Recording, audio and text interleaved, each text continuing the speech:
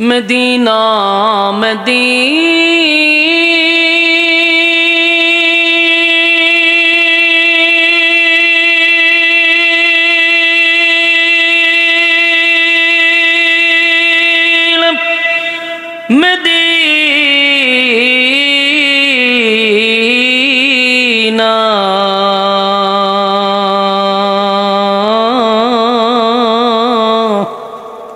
Medina Madina Madina मोमिनों की गुनगुना है दीदारे मदीना आशिकों की तमन्ना है बलग़ल उला बिकमालिही यशवत जमालिही हसनत जमीअ ख़िसालिही सल्लु अलैहि ज़िकीर बतिल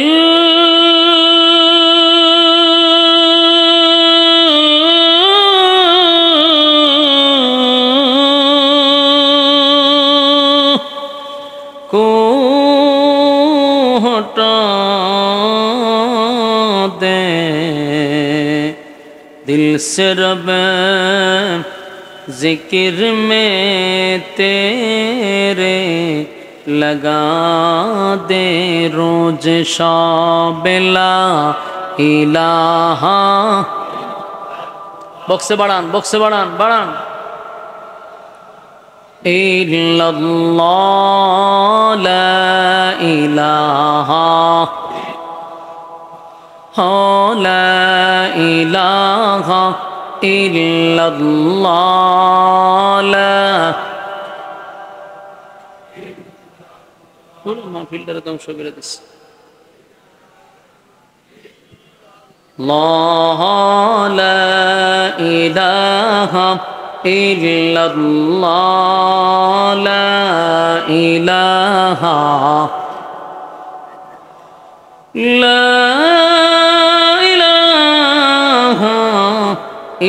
ইল্লাল্লাহ মুহাম্মাদুর রাসূলুল্লাহ সাল্লাল্লাহু আলাইহি ওয়াসাল্লাম। আলহামদুলিল্লাহ। একটা বিষয় নিয়ে ইয়াদ আছে তো, পরকাল নিয়ে আলোচনা হয়েছিল। এই বছর আয়াতে কারিমা চেঞ্জ করে নবীজির শান মান সম্পর্কে আলোচনা করতেছে। খুশি না বেজার? কোরআনের 2টা সূরা আছে, এর মধ্যে একটা সূরা হইল আল্লাহর শানে, সূরা ইখলাস। শানে এলাহি, আল্লাহর শান মান মর্যাদা সম্পর্কে আলোচনা। আল্লাহ রাব্বুল আলামিন আরেকটা সূরা নাজিল করলেন বন্ধুর জন্য। সূরাটার নাম হলো সূরা কাউসার। এই সূরাটার ভিতরে শুধু রাসূলের শান মান মর্যাদা। আমি সূরাটাই পড়তেছিলাম, কিন্তু ওই যে মাইকের সেটিংয়ে মেটিংয়ে আমি নিজেই আউলিয়ে গেছি গা। এর লেগে আজকা মুখে দিয়ে এক আয়াত আছে ওমা আরসালনা, এটা পড়ছি, কিন্তু মূলত আয়াতে টার্গেট করছি সূরা কাউসার।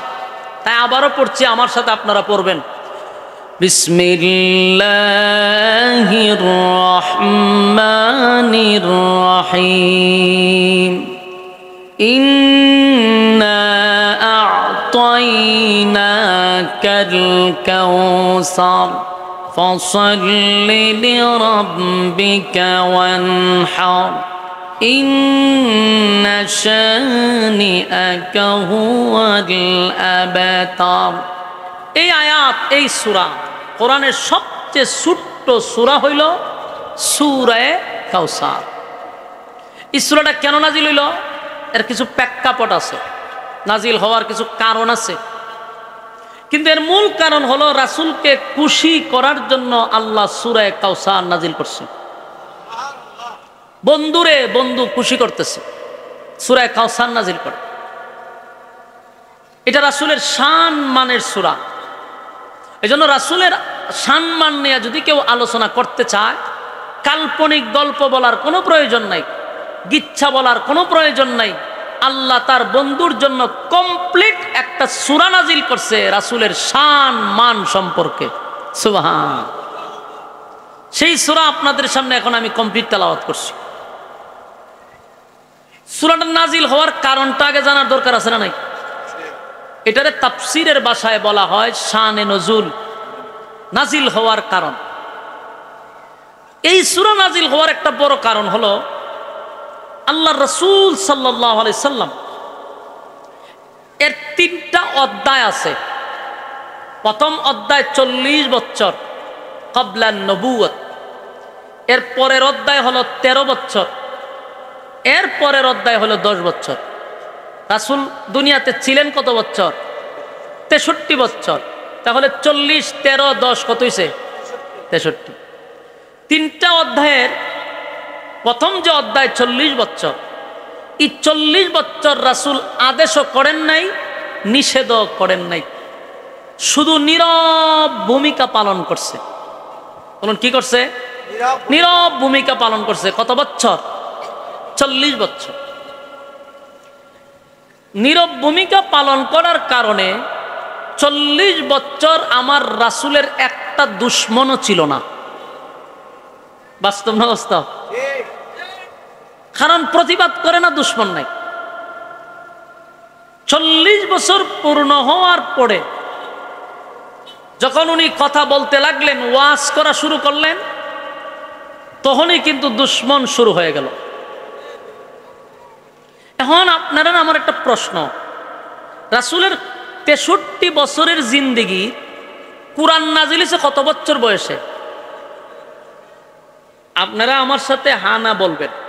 আমি আবারও বলছি, আমার প্রতিটা কথা যতটুক পারি গুছালো সাজানো বলার চেষ্টা করব। যদি মনোযোগ দিয়ে শুনেন খুব ভালো লাগবে এবং বাড়িতে নিয়ে যেতে পারবেন। আর যদি আপনি মনোযোগ না দেন, আমার আলোচনা বোঝাবার কঠিন, কারণ এটা গিচ্ছাও না, কাল্পনিক গল্পও না। এজন্য একটু মনোযোগ দেন। আর ভূমিকা যদি মনোযোগ না দেন তাহলে পরে আলোচনা বুঝতেন না। এজন্য ভূমিকাটা খুব মনোযোগ দিয়ে শুনেন।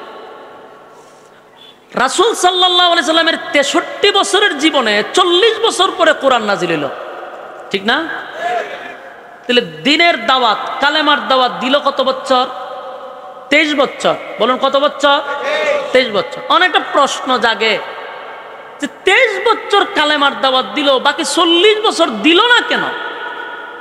23 বছর দাওয়াত দিল, 40 বছর চুপ থাকলো, কারণটা কি? প্রশ্ন আসেনি? আপনার প্রশ্ন আমি উত্তর দিতে চাই, খালি আপনারা মনোযোগ দিয়ে শুনে। প্রশ্ন জাগে, 40 বছরই উনি চুপ ছিলেন, দাওয়াত দিলেন না, আর মাত্র 23 বছরের দাওয়াতে গোটা পৃথিবীতে কালেমার দাওয়াত পৌঁছায় দিল। প্রশ্ন হইল 40 বছর দাওয়াত দিল না কেন? কেন শব্দটা আমরা বাইর করবো শুনে। রাসূল সাল্লাল্লাহু আলাইহি সাল্লাম যে 40 বছর পরে মক্কার সমস্ত মানুষকে একত্রিত করে রাসূল ঘোষণা দিছিল, হে মক্কার লোকেরা শুনো, আজকের পর থেকে তোমাদের সামনে আমি যা বলতেছি দিনের আলোর মতো পরিষ্কার। আগেও যা বলছি কোনোদিন মিথ্যা বলি নাই, কোনোদিন আমি কোনো লুকোচুরি করি নাই। আজকে যে কথাগুলি বলবো মনোযোগ দিয়া শোনো, আমার কথাগুলি তোমরা বিশ্বাস করবা কিনা আগে ওয়াদা দাও। মক্কার মানুষ এক বাক্যে বলছে অবশ্যই বিশ্বাস করব। রাসূল কয় কেন বিশ্বাস করবা? 40 বছর পর্যন্ত আপনি একটা কথা মিথ্যা বলছেন না। আপনার এলাকাতে সুবহানাল্লাহ আসেনি? থাকলে কইতিব তো এটি ফোয়ার্ড রাখলে হইতো না, বলতে হবে। আল্লাহ রাসূল এই কয়েলটা একজনে সরাইলা নি কিন্তু আমার ভাই ভাই কয়েল হইছে, এটা থাকলে অবস্থা খারাপ হয়ে যাবে। আমার পরে দিয়েন, একেবারে দূরে নেন, গলার ধরব সমস্যা। একেবারে স্টেজের বাইরে, স্টেজের বাইরে। রাসূল সাল্লাল্লাহু আলাইহি সাল্লামকে মক্কার মানুষটাই সাক্ষী দিতে যে আপনি 40 বছর মিথ্যা বলেন নাই, আপনি আল আমিন, এই জন্য আপনার কথা বিশ্বাস করি। রাসূল কয় আমি মিথ্যা বলি না, এটা তোমাদের জবান থেকে তোমরা স্বীকার করছো। তখন রাসূল বলে তাহলে শোনো, আজকে যেটা বলবো এটা চিরসত্য। আজকে তোমাদের সামনে একটা বক্তব্য দিব, এটা হলো লা ইলাহা ইল্লাল্লাহ মুহাম্মাদুর রাসূলুল্লাহ সাল্লাল্লাহু আলাইহি ওয়াসাল্লাম। রাসূল বলেন আজকের পর থেকে আর গাছের পূজা, মাছের পূজা, সূর্যের পূজা, চন্দ্রের পূজা, বাবার পূজা এগুলা করা যাবে না। গোলামি চলবে একমাত্র কার? আরো জোরে বলেন কার? গোলামি চলবে আল্লাহ। কারণ তারা কিন্তু মূর্তির পূজা করত, তারপরে গাছের পূজা করত, মাছের পূজা করত, পাথরের পূজা করত, এমন কি লিঙ্গের পূজা করত। নাউজুবিল্লাহ। এই জাতির সামনে রাসূল দাঁড়ায় আজকের থেকে আর কারো গোলামি চলবে না, একমাত্র গোলামি চলবে আল্লাহ। এরপরে রাসূল বলেন আর এতদিন তোমরা আমাকে ডাকতা কি? আব্দুল্লাহর পুত্র মোহাম্মদ। আজকের থেকে আব্দুল্লাহর পুত্র মোহাম্মদের মধ্যে আমি সীমাবদ্ধ নয়, আমাকে বলতে হবে মুহাম্মাদুর রাসূলুল্লাহ সাল্লাল্লাহু আলাইহি ওয়াসাল্লাম। মক্কার মানুষ সবাই বলতেছে এই কথা শুনাইবার লেগে আমরা এখানে আনছ? আমরা আরা জীবন বাপ দাদার ধর্ম পালন করেছি, আর এখন বুঝি এক আল্লাহ মানতে হবে আর তোমার রাসূল মানতে হবে? তাহলে তুমি রাসূল কেমনে হইছ? খুব মনোযোগ দিয়ে শুনবেন। এরা যে রাসূলকে এই প্রশ্নটা করবে এটা আল্লাহ জানেনি? কথা কই না দি? রাসূল যখন নিজেরে বলবে আমি একজন রাসূল, তখন মক্কার সব মানুষ বলবে যে আপনি রাসূল কিভাবে হইছেন? এই প্রশ্নটা যে করবে এটা আল্লাহ আগে থেকেই জানে। কথা কোন জানেনি? শুধু তাদের এই প্রশ্নের জবাব দেওয়ার জন্য 40 বছর রাসূলকে চুপ রাখছে, কোনো দাওয়াত দেওয়ার সুযোগ দেয় নাই। বুঝে থাকলে সুবহানাল্লাহ কোন। আপনারা এখনো বুঝছেন না, কথার তাৎপর্য বুঝেন নাই। শুধু একটা কথার জবাব দেওয়ার জন্য গোটা 40 বছর রাসূলকে চুপ রাখছে। এটা কি সাধারণ কথা? মনটা খারাপ হয়েছে, মন মতো আওয়াজটা পাইতেছি না। এ ভাই এইটা একটা বেরবিরি আওয়াজ করে কেড়ে একদম ক্লিয়ার হয় না, আর শ্বাস টানে। 40 বছর শুধু চুপ রাখছে একটা কথার জবাব দেওয়ার লেগে। এটা কি সাধারণ কথা? এই জন্য বুঝি মনোযোগ দিয়ে শুনেন, আশ্চর্য হয়ে যাবেন। 40 বছর চুপ রাখছে একটা কথার জবাব দিবার লেগে। এখন দেখেন যখন তারা বলছে যে আপনি নবী হয়েছেন কেমনে, আপনি যে বলছেন আপনি রাসূল, কিভাবে রাসূল হয়েছেন? আল্লাহ হয় পয়গম্বর। এই কথার জবাব দিবার লেগে 40 বছর চুপ রাখছে আপনারে। এখন তাদেরকে জবাব দেন যে আমি কিভাবে নবী হইছি, তোমরা আমার 40 বছরটা নিয়ে গবেষণা করো। সুবহানাল্লাহ, সুবহান। বেঈমানরা যখন প্রশ্ন করছে তুমি রাসূল হইছো কেমনে, আল্লাহ রাসূল কি কয়? আমি কিভাবে রাসূল হইছি আমার 40 বছর নিয়ে গবেষণা করো, দেখো আমি নবী হওয়ার যোগ্য কিনা। এখন এরা রাসূলের ইতিহাস নিয়ে আর গাড়াগাড়ি শুরু করছে। কইরা নিজেরাই কয় কথা তো ঠিক। 40 বছর অ্যানালাইজ করে কয় কথা তো ঠিক, উনি নবী হওয়ার যোগ্য। সুবহানাল্লাহ। এটা কিন্তু তারা বিশ্বাস করছে। কেন বিশ্বাস করছে? মানে একটা একটা করে শুনেন, শোনার মন মানসিকতা আসেনি? তাহলে একটা একটা করে শুনেন, নবী কিভাবে রাসূল হওয়ার যোগ্য এটা একটু মনোযোগ দিয়ে শুনেন। 1 নাম্বার, এরা রাসূলের জন্মটা নিয়ে আগে গবেষণা করছে। জন্মের আগের থেকে যদি আপনি গবেষণা করেন তাহলে আরো মজা পাইবেন। এমনকি জন্মের আগের থেকে বলবো, জন্মের আগের থেকে শুনলে আপনারা আরো একটু মজা পাবেন। রাসূলের জন্মের আগের থেকেই যা ঘটছে সবগুলো অলৌকিক। বলুন কি? অলৌকিক। যেমন রাসূলের বাবা ছিল আব্দুল্লাহ, ঠিক না? মা ছিল আমেনা। তো রাসূল সাল্লাল্লাহু আলাইহি সাল্লাম ওনার বাবা আব্দুল্লাহ যখন ছোট, আবার রাসূলের দাদা হইল গিয়া আব্দুল মুত্তালিব। উনি ছিল খানায়ে কাবার একজন মুতাওয়াল্লি। তো খানায়ে কাবার দায়িত্ব ওনার ছিল। তো উনি সর্দার হিসেবে মানুষ ওনার কাছে আসতো। তো প্রচন্ড গরম, বৃষ্টি হয় না, মানুষ বৃষ্টির জন্য পাগল, কিন্তু বৃষ্টি তো নাই। আর একটা জমজম যেটা আপনারা খাইতেছেন এখন মক্কায় গেলে, এই জমজম কূপটা বন্ধ ছিল অনেক দিন ধরে, বন্ধ। এটার চালু হয় না। তো দেশের মক্কার সব মানুষ এসে আব্দুল মুত্তালিবের কাছে যে আপনি তো হইলেন এই কাবার মুতাওয়াল্লি, আপনার কথা এই কাবার মালিক শুনবে। আপনি খাবার মালিকরে বলেন জমজমটা যেন চালু করে দেয়, যেহেতু আপনি সর্দার। তখন আব্দুল মুত্তালিব চিন্তা করলো, আমি তো সর্দার মানুষ, সবাই তো দাবি করে আমার কাছে আসছে, জমজম চালু করার কি ক্ষমতা আমার আছে? জমজম এটা বন্ধ হয়েছে কবে? আব্দুল মুত্তালিব পড়ছে মহা টেনশন। আব্দুল মুত্তালিব খানায় কাবার সামনে খাড়িয়া হয়, এই খাবার মালিক, এই জমজমটা যদি তুমি চালু করে দাও তাহলে আমার 10টা সন্তানের থেকে একটা সন্তান তোমার রাস্তায় কুরবানি করে দিব। মান্নত করছে। ঘটনাক্রমে মান্নত করার কারণে পরের দিন দেখে জমজম চালু হয়ে গেছে, অটোমেটিক পানি ওটা শুরু করছে। মানুষের একটা স্বভাব হইল, মান্নত করার পরে যখন জিনিসটা হাসিল হয় তখন আর মান্নত পুরা করতে রাজি হয় না, ঠিক নেই? আব্দুল মুত্তালিব তো মান্নত পুরা করে না।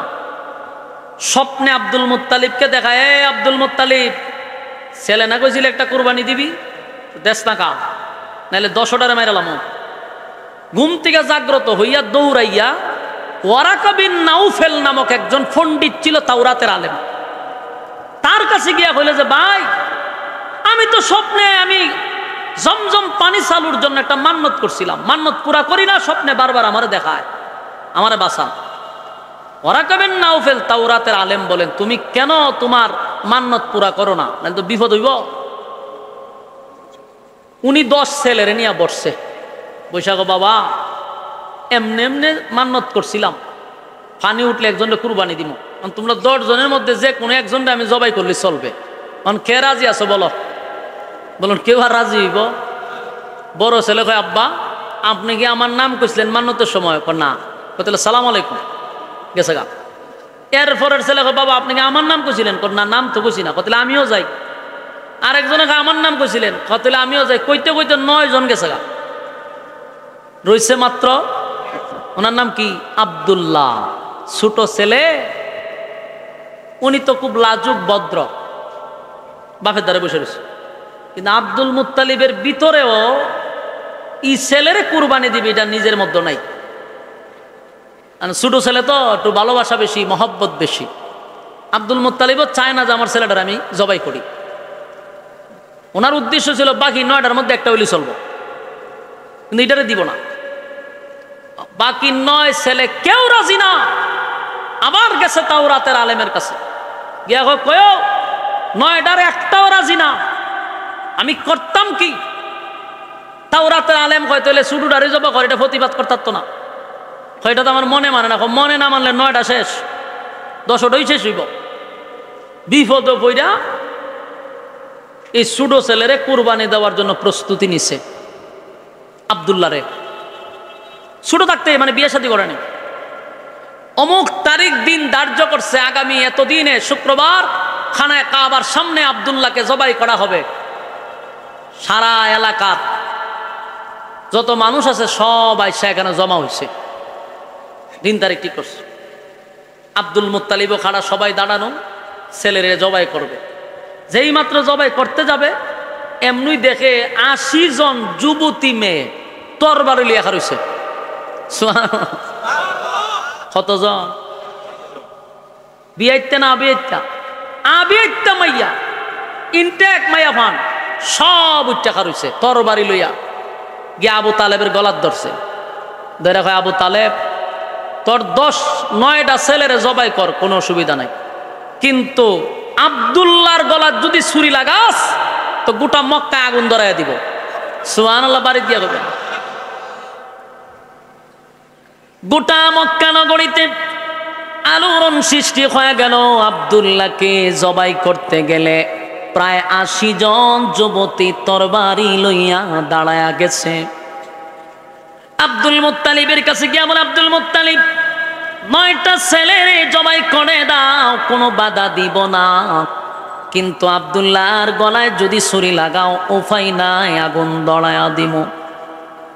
আব্দুল মুত্তালিব পড়ছেনি বিপদ, তাও আবার মাইয়া ফান, পুরুষ না, মহা মুসিবতে পড়ছে। এদিনের অনুষ্ঠান শেষ, দৌড়ায় গেল ওয়ারাকা বিন নাউফেলের কাছে, বন্ধু তোমার কথায় তো ছোট ছেলেটারে গেছিলাম কোরবানি দিতে, কিন্তু এই মাইয়া ফান আমার গলার মধ্যে ছুরি লাগায়া দিছে, আমার ছেলেরে যদি আমি জবাই করি তারা নাকি মক্কায় আগুন লাগায়া দিবে। মেয়েদের কথা হলো আব্দুল্লাহর চেহারা দেখলে আমাদের সকালে কাজে গেলে আমাদের কাজে বরকত হয়, আব্দুল্লাহর চেহারা দেখা ব্যবসায় গেলে ব্যবসায় বরকত হয়। আর সমস্ত মক্কা নগরীর যত যুবতী মেয়েরা ছিল সব আব্দুল্লাহর জন্য পাগল। কিন্তু এখন তো আব্দুল্লাহরে জবাই করতে দেয় না, ঘটনাক্রমে আব্দুল্লাহরে জবাই করতে দেয় না, কোনোভাবেই আব্দুল্লাহরে জবাই করতে পারে না। ওয়ারাকা বিন নাউফেল সিদ্ধান্ত দিল, একটা কাজ করো, 100 উট এক জায়গায় রাখো আর তোমার ছেলে আব্দুল্লাহরে আর একটা জায়গায় রাখো, লটারি মারো, লটারির যদি উট উঠে তাহলে উটের নাম উঠলে উট 100 আল্লাহর রাস্তায় কোরবানি দিবা, ছেলের নাম উঠলে ছেলেরে দিবা। আবার আরেকদিন দিন ধার্য করে আবার খানায় কাবার সামনে মানুষ গিয়ে একত্রিত হইছে, আব্দুল্লাহরে একটা পাশে রাখছে, আরেক পাশে 100 উট রেখে দিল, লটারি টানলো, লটারির প্রথম নামটা আসছে আব্দুল্লাহর নাম।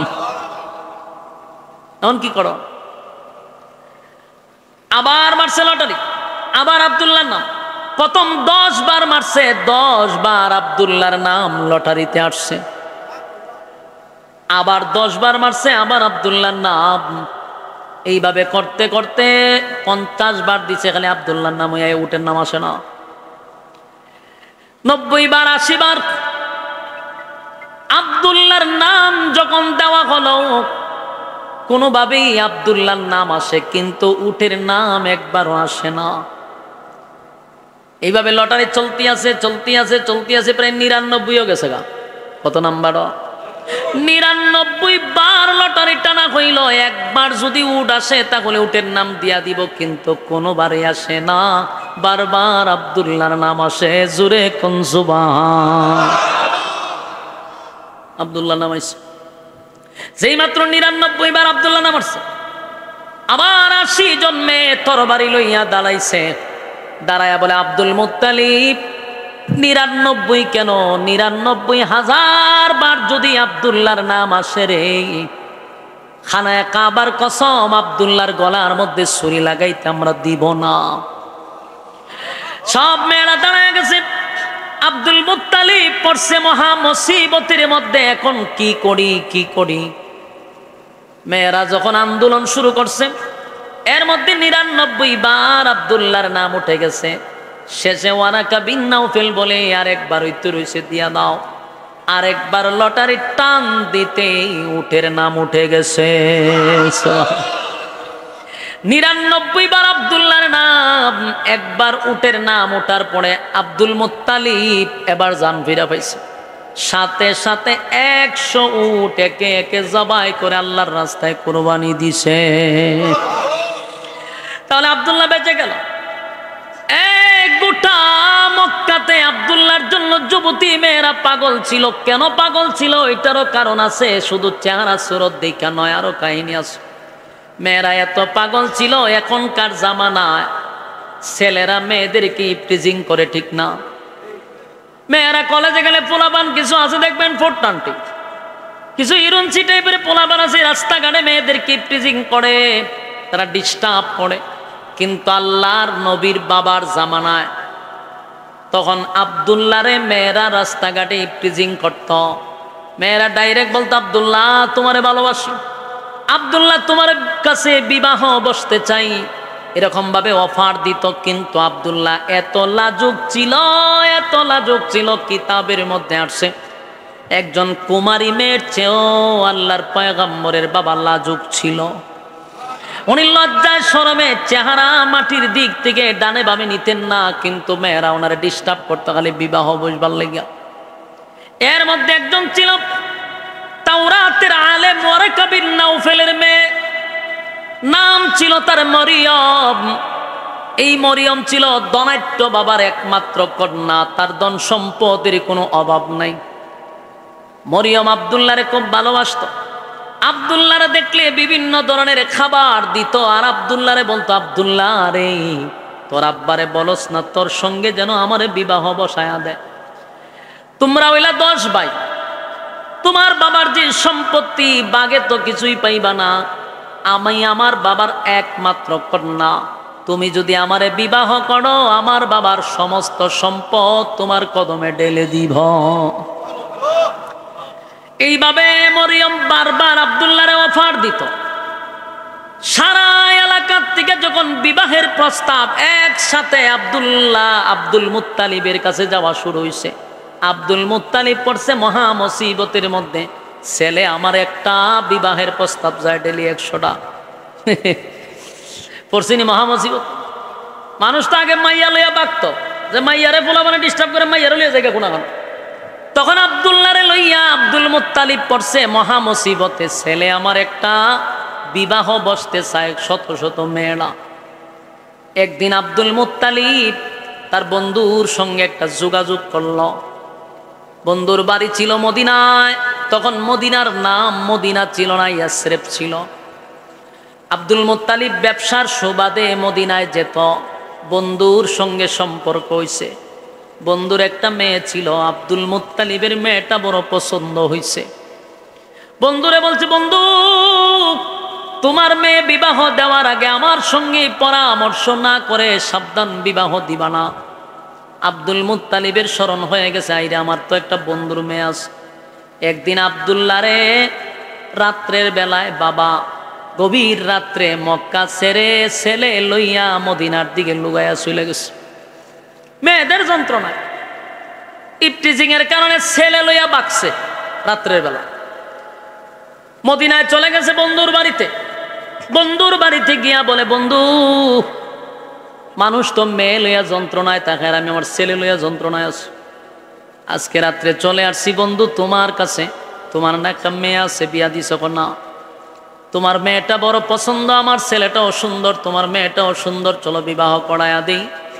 দুই বন্ধুর কথাবার্তার পরে বিবাহ হয়ে গেল আব্দুল্লাহ আর যেই মেয়েটা, ওনার নাম ছিল আমেনা। আমেনার সঙ্গে বিবাহ হয়ে গেল। বিবাহ হয়ে গেল। এবার কিছুদিন মদিনায় থাকার পরে বউ সহ আব্দুল মুত্তালিব ছেলে আর বউ সহ মদিনা থেকে মক্কার দিকে রওনা দিছে। মক্কায় আসছে। আর অন্যদিকে গোটা মক্কা নগরীতে আল্লাহর পয়গম্বরের বাবা আব্দুল্লাহরে মেয়েরা তালাশ করে রে। গোটা মক্কা নগরীতে আব্দুল্লাহ কই, আব্দুল্লাহ কই, আব্দুল্লাহ কই, তালাশ করে আব্দুল্লাহরে কেউ পায় না। মেয়েরা পাগল পাগল হয়ে গেছে, চিরুনি অভিযান দিতেছে, কিন্তু আব্দুল্লাহরে পাওয়া যায় না। হঠাৎ একদিন আব্দুল্লাহ মক্কায় আসছে। মেয়েরা আব্দুল্লাহরে দেখে পাগল পাগল হয়ে গেছে, হায় আব্দুল্লাহ, হায় আব্দুল্লাহ, কোথায় ছিলা? আব্দুল্লাহ একদিন রাস্তা দিয়া যায়, হঠাৎ করে তাওরাতের আলেম ওয়ারাকা বিন নাউফেলের মেয়ে মরিয়ম উপর থেকে, বিল্ডিং এর উপর থেকে দেখছে আব্দুল্লাহ রাস্তা দিয়ে আসতেছে। মরিয়ম একটা সপ্তাহ ধরে আব্দুল্লাহরে পায় না, পাগল পাগল পাগল হয়ে গেছে। যেই মাত্র আব্দুল্লাহরে দেখছে, মরিয়ম দৌড়াইয়া আব্দুল্লাহর সামনে এসে চিৎকার দিয়ে বলে, আব্দুল্লাহরে কোথায় ছিলা? গোটা মক্কা নগরী আমি তোমারে তালাশ করছি, ও আব্দুল্লাহ আমি তোমারে কোথাও পাই না। যেই মাত্র আব্দুল্লাহ বলে, আব্দুল্লাহর চেহারার দিকে তাকাইছে, এমনি মরিয়ম একটা চিৎকার দিয়া বেহুশ হয়ে পড়ে গেছে। আব্দুল্লাহর চেহারার দিকে তাকাইয়া মরিয়ম বেহুশ হয়ে গেছে গো, মরিয়ম বেহুশ হয়ে গেছে। আব্দুল্লাহ চিন্তায় পড়ে গেল, যেই মরিয়ম আমারে দেখলে এত আদর করে, এত মহব্বত করে খানা দেয়, আমারে বসতে দেয়, আজকে আমারে দেখে বেহুশ হয়ে গেল, ঘটনা কি? হুশ ফিরার পরে আবার চিৎকার দিয়ে আবার বেহুশ হয়ে গেছে। 2-4 বার বেহুশ হয়ে গেল। স্বাভাবিক হওয়ার পরে আব্দুল্লাহ বলে, মরিয়ম তুমি না আমারে দেখলে হাসি দিতা, আমারে বসাইতা, খাবার দিতা, আজকে তুমি আমারে দেখে এইভাবে কেন বারবার অজ্ঞান হয়ে যাচ্ছ? কেন তুমি ফিট হয়ে যাচ্ছ, চিৎকার দিচ্ছ? এবার মরিয়ম বলে, আব্দুল্লাহ রে, খানায় কাবার কসম দিয়া বলি, আমার সঙ্গে মিথ্যা বলবি না। আব্দুল্লাহ বল, আব্দুল্লাহ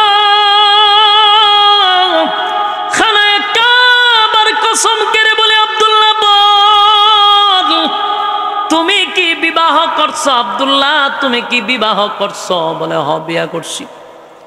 মরিয়ম আর একটা চিৎকার দিয়া বলে আব্দুল্লাহ রে, তোমার বিবির নাম কি আমেনা? বলে হ, আমেনা।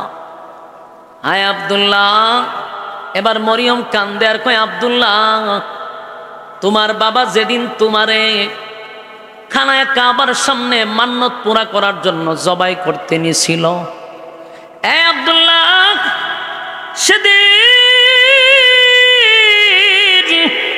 80 জন মেয়ে তরবারি লইয়া দাঁড়াইছিল তোমারে বাঁচানোর জন্য।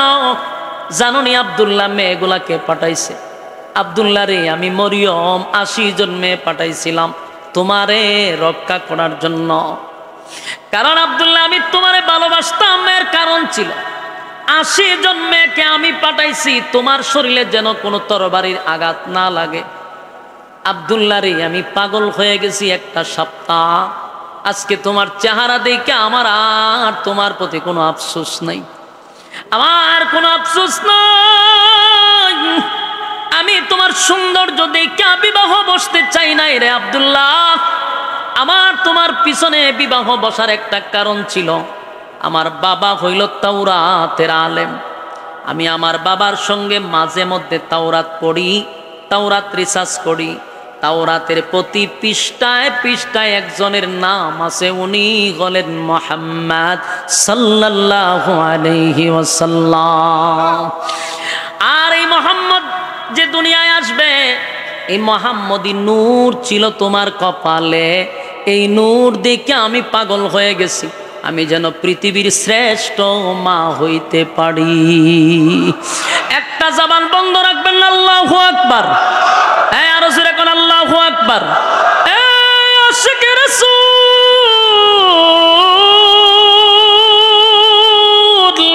আমার নবীর নূর দেখা গেছিল আব্দুল্লাহর কপালে। আব্দুল্লাহর কপালে নূরে মুহাম্মদ দেখার কারণে ওই মরিয়ম এত পাগল হইছে, এত পাগল হইছে। মরিয়ম চাইছিল পৃথিবীর শ্রেষ্ঠ মা হওয়ার জন্য। মুহাম্মদের মা মানে পৃথিবীর শ্রেষ্ঠ মা। মরিয়ম বলে, হায় রে আব্দুল্লাহ, আমার জীবন শেষ, আমার বড় স্বপ্ন ছিল আমি মুহাম্মদের মা হব রে, আমি পৃথিবীর শ্রেষ্ঠ মা হব, শ্রেষ্ঠ মা হব, শ্রেষ্ঠ মা হব। কিন্তু আব্দুল্লাহ, আমি কেন বারবার ফিট হয়ে গেলাম, বারবার কেন অজ্ঞান হয়ে গেলাম? কারণ তোমার কপালে আর সেই নূর দেখা যায় না। কারণ পৃষ্ঠাতে লেখা ছিল, যেদিন আব্দুল্লাহ বিবাহ করবে সেদিন এই নূর আমেনার গর্ভে চলে যাবে।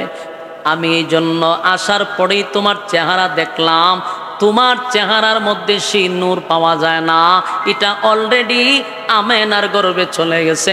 আমি আর কোনোদিন শ্রেষ্ঠ মা হতে পারবো না। মরিয়ম কান্দে আর বলে, আব্দুল্লাহ,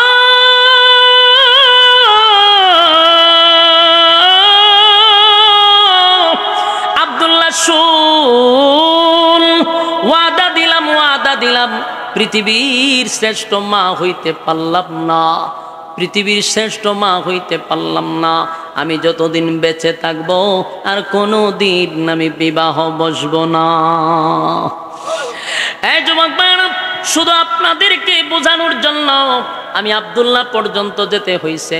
সেখান থেকেই অলৌকিক ঘটনা শুরু হইছে, লম্বা ঘটনা। তাই আমি শর্টকাট করেই, আপনাদের মনো ডিস্টার্ব হইতেছে, আমার পিছনে বক্তা আছে, আমি শর্ট করতে গেলেও বিষয়টা গোছালো হবে না, তাই একটু শর্টকাট করতেছি। মনোযোগ দিয়া যদি শুনেন, আমেনার গর্ভে চলে আসলো আব্দুল্লাহর পুত্র মুহাম্মদ, চলে আসলো গর্ভে। 6 মাস যেতে না যেতে আল্লাহর কি লীলা রে, আল্লাহর কি খেলা। আব্দুল্লাহ জ্বরে আক্রান্ত হইয়া মারা গেছে। আব্দুল্লাহ মারা গেল। 6 মাস হতে না হতে, বিবাহের 6 মাস পরে আব্দুল্লাহ দুনিয়ার থেকে বিদায় হয়ে গেল। এবার আমেনার গর্ভে কিন্তু আমার নবী চলে আসছে। আমেনা বিধবা হয়ে গেল। বিধবা মহিলারা ঘরের ভিতরে থাকে। নিয়ম হলো, বিধবা মহিলার শরীরে কোনো খুশবু মাখা যাবে না, তাদের শরীর থেকে কোনো গ্রাণ যেন বাহির না হয়। কিন্তু আমেনা রাস্তা দিয়ে হাঁটলে তার শরীর থেকে এত গ্রাণ, এত গ্রাণ, গ্রাণে মুখরিত হয়ে যায়। আব্দুল মুত্তালিব ছিল মক্কা নগরীর একজন নেতা, একজন সর্দার। সর্দারের কানে খবর গেছে, এই মিয়া তুমি সর্দারি করো, তোমার পুতের বউ বিধবা, বিধবার শরীর থেকে তো গ্রাণ কেন আসে? তখন এটা বড় লজ্জার বিষয় ছিল। আব্দুল মুত্তালিবের বড় লজ্জা লাগছে। আব্দুল মুত্তালিব রাসূলের দাদির কাছে গিয়া বলে, শোনো, তোমার বৌমাকে বলবা আমি মক্কা নগরীর একজন সর্দার, আমার একটা ইজ্জত আছে, আমার একটা সম্মান আছে, কিন্তু তোমার ছেলের বউ বিধবা হওয়ার পরে এত গ্রাণ কেন ব্যবহার করে? সে কেন পারফিউম ব্যবহার করে? তার গ্রাণে বিভিন্ন বেগানা পুরুষ আমার কাছে বিচার দিছে, এটা আমার লজ্জা, এটা আমার লজ্জা। রাসূলের দাদি আমেনার কাছে গিয়া বলে, মাগো, তোমার শ্বশুর এই মক্কা নগরীর একজন সম্মানী ব্যক্তি, খানা কাবার একজন মুতাওয়াল্লি, তোমার শ্বশুরের বড় দাম, বড় সম্মান। মাগো, তুমি তো বিধবা, তোমার স্বামী নাই, তোমার শরীর থেকে যে খুশবু বাহির হয় মানুষ এটা নিয়ে সমালোচনা করে গো মা, সাবধান, তুমি আর খুশবু ব্যবহার করবা না। আমেনা বলে, মাগো আসেন আমার সঙ্গে, দেখাই আপনারে আমার খুশবুর রহস্যটা একটু জানা দরকার। আমেনা এবার রাসূলের দাদিরে টান দিয়া নিয়ে আপনি দাঁড়ান। দাঁড়াইল, থুতু ফালাইল, গ্রান কি বাড়ছে না কমছে? আমেনার শাশুড়ি বলে, মাগো গ্রান তো আরো বেড়ে গেল। বলে, মা গোসলখানায় আসেন, যেখানে গোসল করি, গোসলখানায় গিয়া দেখে গ্রানে মুখরিত, থুতু ফালাইলে গ্রান বাহিরে হয়। এবার আমেনা বলে, মা যেই গ্রান আপনি শুনেন, যেই সুগন্ধি আপনি শুনেন, এটা দুনিয়ার কোনো সুগন্ধি নয় গো মা, এই গ্রান আমার পেটের ভিতর থেকে আসে। জুরে কোন সুবহান। একটা জবান বন্ধ রাখবেন না, বলেন আল্লাহু আকবার। এই ইমানের আওয়াজ দিয়ে বলেন আল্লাহু আকবার। আমার নবীর শান, আমার নবীর সম্মান আর মর্যাদা, এ আশিকে রাসূল আমাদেরকে বলা হয় নবীর শান বলি না। ভালো করে শুনো, নবীর শান কারে কয়, নবীর শান কারে কয়? খালি গান গাইলেই নবীর শান হয় না, আধা ঘন্টার ভিতরে 15টা গজল টান মারলেই নবীর শান বলা যায় না। নবীর শান মান সম্পর্কে আমার আল্লাহ কমপ্লিট সূরা নাজিল করছে। এই সূরার ভিতরে সব কাহিনী আল্লাহ দিয়া দিছে। এবার আসুন, নবী তখন 6 মাস, নবীর মা আমেনার পেটের ভিতর থেকে গ্রান বাহির হইতেছে, তুতু ফালাইলে গ্রান বাহির হইতেছে, গোসল করলে গ্রান বাহির হইতেছে। এইভাবে নবীর মুজিজা শুরু হয়ে গেল। এবার আমেনা বলে, শুনো, শুধু তাই না, শুধু তাই না। আমেনা বলে, আমি রাস্তা দিয়া যখন হাঁটি, উড়ন্ত পাখিরা আমারে দেইকা কথা বলে আর বলা বলি করতে থাকে, এ পাখিরা সাবধান, ওই দেখ মুহাম্মদের মা আসতেছে, সাবধান, আমেনার উপর দিয়া যাবি না, আমেনার উপর দিয়া যাবি না, বেয়াদবি হয়ে যাবে, বেয়াদবি হয়ে যাবে। চিন্তা করেন, পয়গম্বর এখনো পেটে, উপর দিয়া আমেনার উপর দিয়া পাখি যায় না, বেয়াদবি হয়ে যাবে। আমেনা বলে, শুধু তাই নাই গো, আমি যখন যাই কূপের ভিতর থেকে পানি আনার জন্য, কূপের পানি রশি দিয়া বালতি দিয়া টেনে টেনে তুলতে হয়, এমন কূপ আপনারা দেখছেননি? এটার কি কম? হ্যাঁ, কুয়া অথবা কূপ। এই কূপের থেকে পানি তুলতে আগে, এখন টিউবওয়েল বাড়িছে, কথা কই না দি? আমার বয়স যাবার বেশি, আপনার যুগের এমন না। আমি ছোটবেলায় দেখছি, আমার থেকে বয়স যাদের বেশি না তারা বেলা করে যান। আমি 20 বছর আগে দেখছি এমন ঘটনা, 25 বছর আগে দেখছি। আমরা তো সিলেট বাড়ি একটু পাহাড়ি অঞ্চলে, সেখানের মানুষ কূপের থেকে পানি উঠায় বালতি দিয়া, এটা বহুত আগে, এখন নাই। তো তখনকার যুগেও বালতি দিয়া টেনে টেনে রশি দিয়া তুলতে হইতো। এটা একটা কষ্ট আছে না নাই? তো যে গর্ভবতী প্রেগনেন্ট মহিলারা যদি পানি তুলতে যায় তাদের জন্য আরো কষ্ট। কিন্তু আমেনা বলে, আমি যখন কূপের কাছে যাই, পানি নিচের থেকে অটোমেটিক আমার সামনে এসে হাজির হয়ে যায়। আমার বালতি ফালাইয়া কষ্ট করে পানি উঠানো লাগে না, এমনিতে পানি আমার সামনে চলে আসে। আমার বান্ধবীরা আমারে বলতো, আমেনা তুই দাঁড়ায়া থাক, তাহলে আমাদের কষ্ট হয় না, তুই গেলে পানি নিচে চলে যায়, তুই আসলে পানি সামনে আসে, জুরে কোন সুবহান। এইটা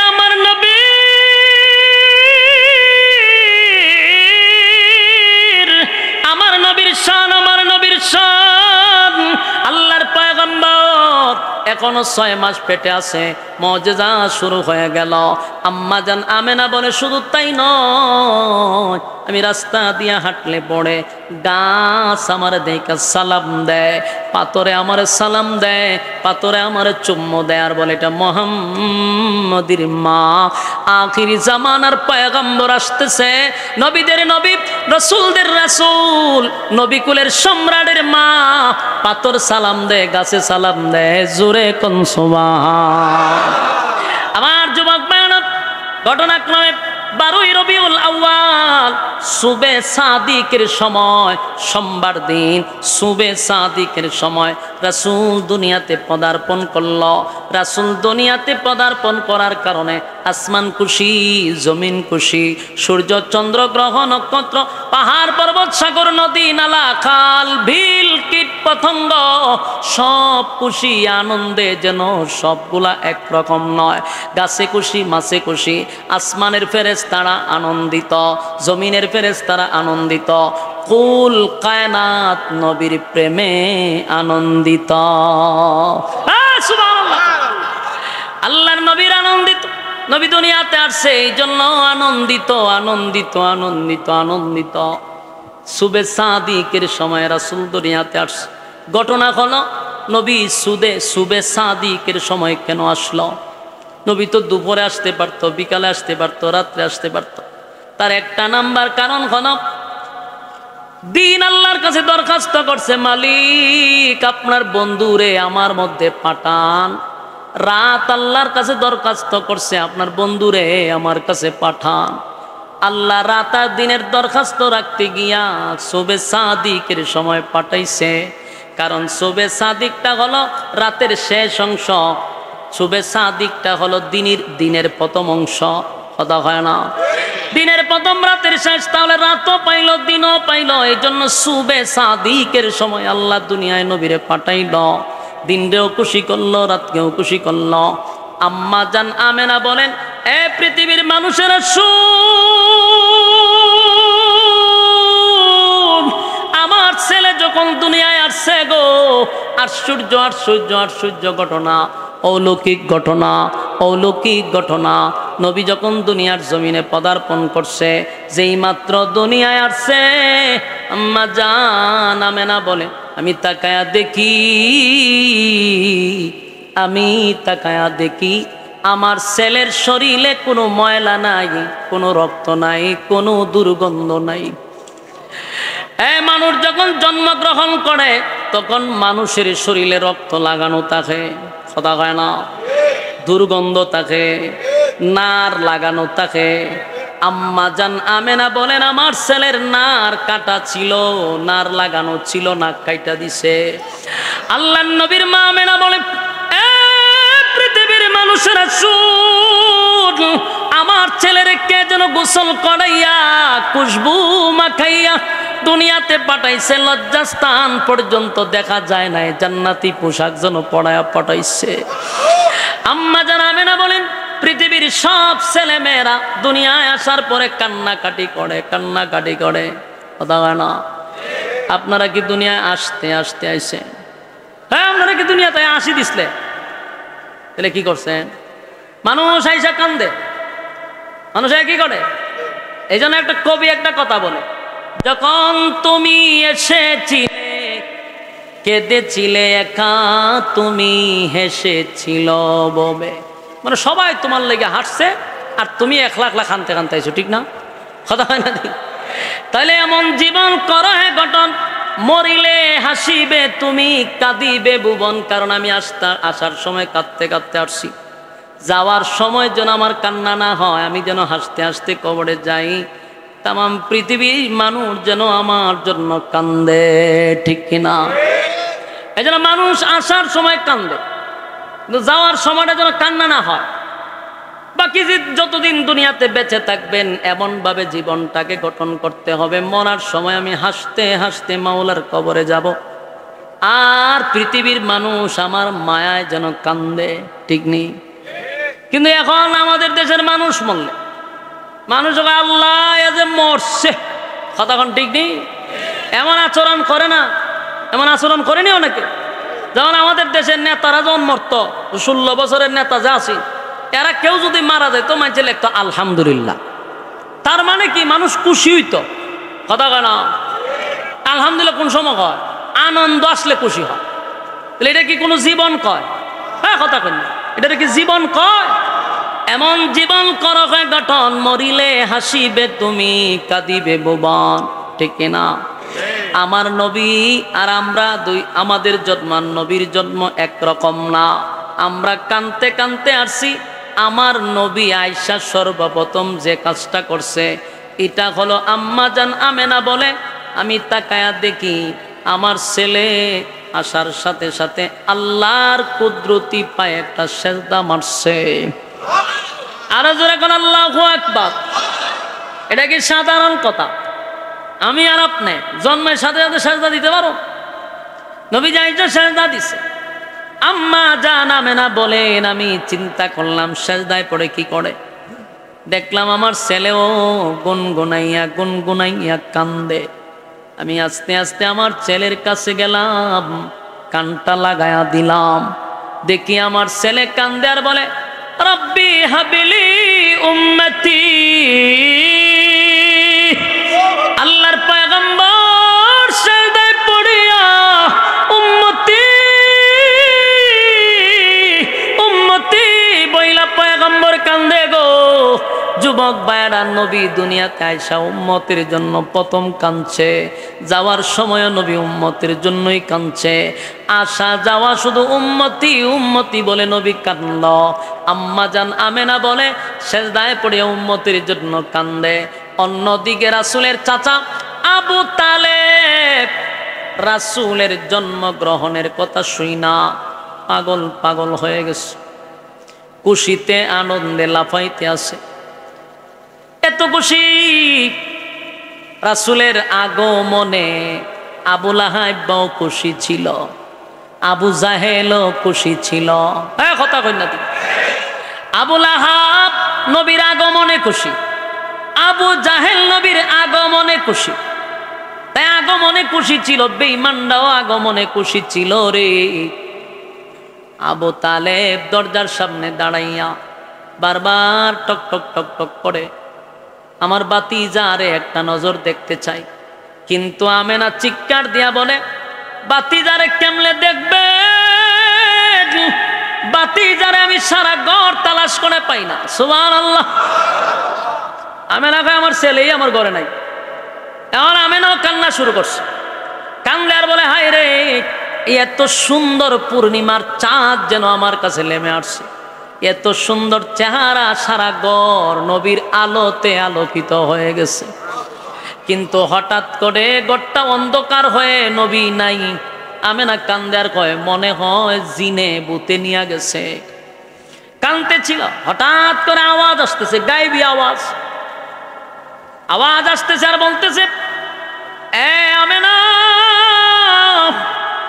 আমেনা গো, এই ছেলে এমন সাধারণ কোনো ছেলে নয়, সাধারণ কোনো ছেলে নয়। এই ছেলে সাধারণ ছেলে নয়। এই ছেলেরে জিন্নাতে নিতে পারবে না, এই ছেলেরে জিন্নাতে নিতে পারবে না, এই ছেলেরে ভূতে নিতে পারবে না। জাননি তোমার ছেলেরে কে নিছে? তোমার ছেলেরে আল্লাহ ফেরেশতাদেরকে দিয়া এই কুল কায়নাত সফর করানোর জন্য বাহির করছে। আর জোরে কোন আল্লাহু আকবার। এ আসমান বলে, মালিক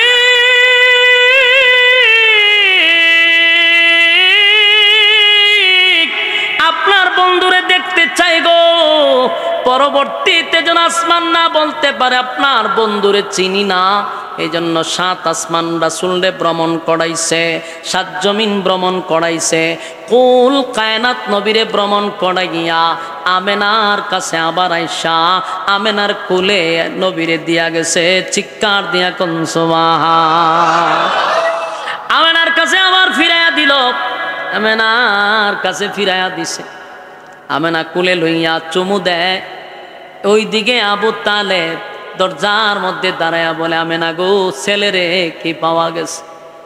ওই জি পাওয়া গেছে। এবার আমার বাতিজারে আমার কুলে দাও, একটা নজর দেখে কলিজা আমি ঠান্ডা করি। যখন চিৎকার দেওয়া শুরু করলো, আমেনা রে, আমেনা গো, আমার বাতিজারে দেখা কলিজা ঠান্ডা করতে চায়। দরজা খুলে পয়গম্বরকে যখন সামনে দিল, পয়গম্বরকে আবু তালেব হাতে লইয়া চুমু দেয়, বুকে লাগায় আদর করে। যখন বিছানায় রাখছে, দেখে আকাশের চন্দ্রটা আস্তে আস্তে নিচের দিকে নামতেছে। সুবহানাল্লাহ, আর জোরে বলেন আল্লাহু আকবার।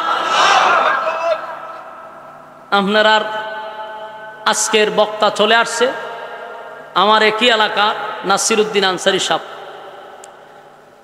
আয়সা যেহেতু পড়ছে, আমি আর সামনের দিকে আগানোর কোনো সিস্টেমই নেই। তবে বিষয়টা একটু ফিনিশিং যেটা দিয়ে শুরু করছিলাম, এটার মজাটা আর পাইলেন না আমার।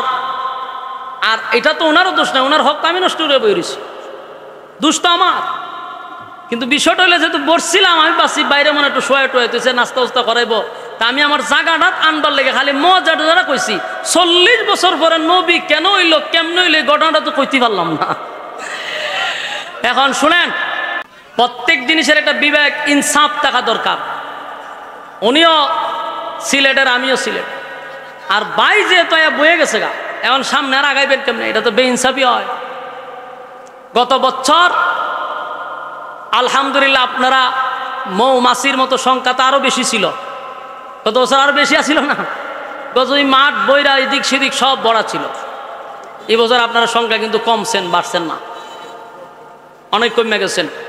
গত বছর আমার ইয়াদ আছে মাঠে জায়গা নেয় নাই, এরপরও মৌমাছির মতো আপনারা একটা আগ্রহ নিয়ে বসছিলেন। আরেকটা কথা বলি, আপনারা আমার আরেকটা উপহার করছিলেন, আমি কৃতজ্ঞতা প্রকাশ করি আপনাদের। আপনারা আমার মাদ্রাসায় কিছু অর্থ দিছিলেন, এক্সট্রা, ইয়াদ আসেনি? এই অর্থ দিয়ে আমি আজ আলহামদুলিল্লাহ আপনাদের দোয়ার বরকতে প্রায় 1.5 কোটি টাকা খরচ করে আমার এলাকায় একটা মাদ্রাসা করছি। এবং এই মাদ্রাসার ইতিহাস যদি আপনারা জানতেন, তাহলে বুঝতেন যে কেন আপনাদের কাছ থেকেও আমি সাহায্য চাইছি। কারণ ওই মাদ্রাসা করতে গিয়া একটা পয়সা আমার এখানে কেউ দান করবে এই সুযোগ নাই। এটার পুরা খরচ, নির্মাণাধীন কাজ আমার, বেতন দেওয়া আমার, ছাত্রদেরকে খাওয়ানো আমার, সব কিছু একটা মানুষের উপরে ডিপেন্ড করে। এই জন্য আপনাদের কাছে যখন চাইছি, আপনারাও দান করছেন, মন বড়ে আমার কাছে দিছেন। আলহামদুলিল্লাহ, আমি এই কারণেই অত্যন্ত খুশি হয়ে আপনাদের এই দাওয়াতটা রাখছি। 2টা প্রোগ্রাম ক্যান্সেল করে তাৎক্ষণিক আপনাদের এখানে আসছি, একমাত্র ভালোবাসা, মহব্বত নিয়ে। তা আপনারা আমার ভালোবাসা দেখাইছেন, মৌমাছির মতো বসা ছিলেন। আমি আরেকটা ওয়াদা করাই যাই, আমার ভাই যেহেতু আমার এলাকারই, আপনারা এখন যেভাবে বসে আছেন ইনশাআল্লাহ সেইভাবেই বসে থাকবেন আশা করি আপনাদের কাছ থেকে। উনিও মেহমান, আমিও মেহমান, আপনারা মেজবান। মেহমানের কদর করা মেজবানের দায়িত্ব, নবীর সুন্নাত, ঠিক কিনা? আপনারা লড়াচড়ি করবেন না। ভাইও কিন্তু ভাইরাল বক্তা, ভাইরাল মানে আমার উপরের বক্তা, আমার আগের বক্তা হইল উনি। আমরা তো ওনার বহু পরের, অনেক ছোট আমি ওনার। উনি যে সময় বয়ান করে তখন আমি ফরি, আর বেচারা ওই সময় বয়ান করে। তাহলে আমার এলাকা, আমার ভাই, ইনশাআল্লাহ আপনারা তার বয়ান শুনবেন। আমি যদি হায়াতে বেঁচে থাকি, আর আপনারা যদি আমার দাওয়াত দেন, আর এখানে যেহেতু আপনার গ্রামের তরিক ভাই আমার বন্ধু মানুষ, 3 বার আইসি আপনার রিমাডো, দাওয়াত দিলে আমি আসবো ইনশাআল্লাহ। সময় নিয়ে ইনশাআল্লাহ বাকি আলোচনা থাকবে, পুরাটা জীবনী রাসূলের বলার চেষ্টা করব। আল্লাহ তৌফিক দান করুক, আমিন। আপনাদের হায়াতে আমলে বারাকা দান করুক। ইনশাআল্লাহ হুজুরের হাতে মোনাজাত করে আপনারা যাবেন। আসসালামু আলাইকুম ওয়া রাহমাতুল্লাহি ওয়া বারাকাতুহু।